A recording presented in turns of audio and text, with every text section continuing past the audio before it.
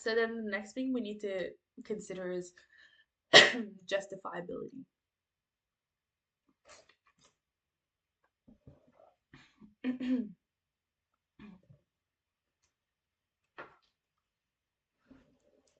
So, looking at the same quote, the things we can come up with, interpretations for this small quote, how justifiable are those interpretations?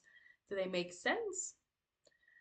That's what we need to be able to do. And this is our concept of justifiability. So she wore a cloak with fur hem and cuffs and a broad brimmed hat with a veil and a rose. Same quote. We've come up with two different potential interpretations. Either there is a man involved, right? Either he is disinterested by her, or that he is obsessed with her.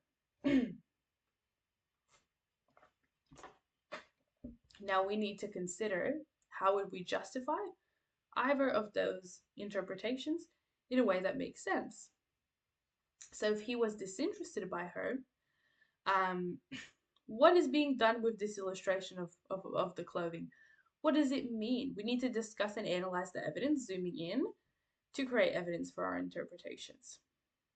So, if this description is used to depict her as wealthy and affluent, because her clothing is more interesting than she is, it's quite likely to say if we use this kind of justification, we've quite well justified that the man is disinterested by her. He's paying more attention to what she's wearing than her as a person. He does not care. Whereas for the interpretation where he may be obsessed with her, um, this is done in a way that reveals the high esteem in which he holds her, in a way that because her clothing symbolizes the richness of her character.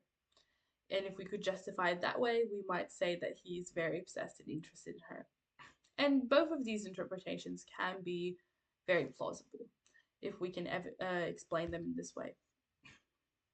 Let's look at an example.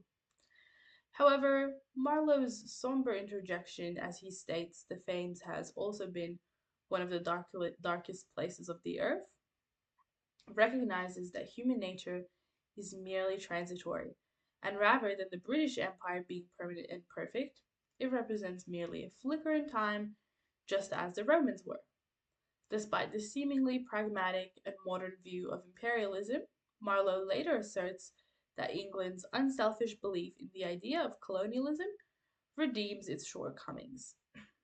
On a deeper level, he divulges his view that the Congo River, in contrast to the great spirit of the Thames, is a snake uncoiled which needs taming, as it remains in uncivilized darkness. Whilst Conrad initially rebukes the framing narrator's blind celebration of colonialism, he maintains belief in the selfless idealism of its motives. A really good example, guys. We see here highlighted in pink the quotes. So we see in terms of how much textual evidence we need, probably not that much because in a good piece, we want to analyze more rather than include a bunch of evidence, and it's not particularly relevant evidence because we're able to very quickly move on from it. So being really mindful, definitely I would say four quotes for a body paragraph, that I think that's enough. If you want to include more, that's fine. And then what do we see in here in blue?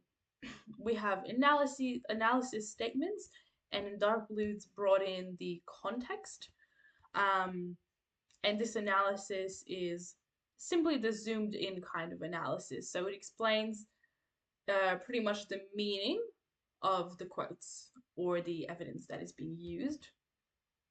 Whereas in green, we have a really, really good um, um, interpretation sort of drawn from this evidence in terms of the views and values.